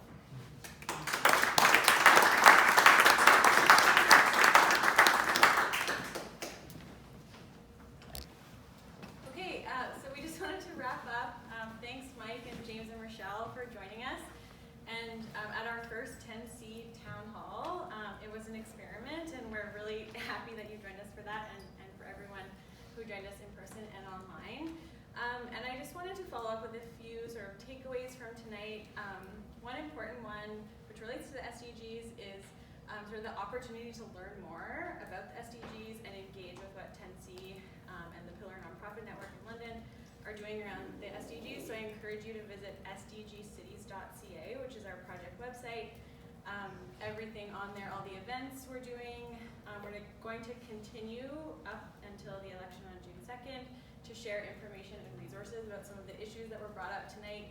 We know how important they are to everyone in the community and to the young people who submitted questions. So issues related to climate action and healthcare and education. We want to continue sharing those information and resources on our website, so I encourage you to check that out. And then also vote. We know that these issues are urgent and important, and now is our opportunity to stand up and speak out for what we believe in. So voting is really important, so mark your calendars, June 2nd, or vote in advance. Yeah, so thanks again everyone for coming. Thanks, Emily, and I just want to reiterate our gratitude to all of you for coming and participating in democracy. I'd like to acknowledge our virtual community that joined us. We, as an organization, are thrilled with the level of engagement and participation that we've had, and thank you to all of you that have come here in person as well. To have, I think we are at 110 registered participants. It is heartening to see, and it's thank all of you as well for not only showing us your platform and revealing your platform, but letting us educate the community a little bit more about the SDGs and how they relate to all of your good work. So thank you very much. Thank you all for coming. It's the end of our first town hall.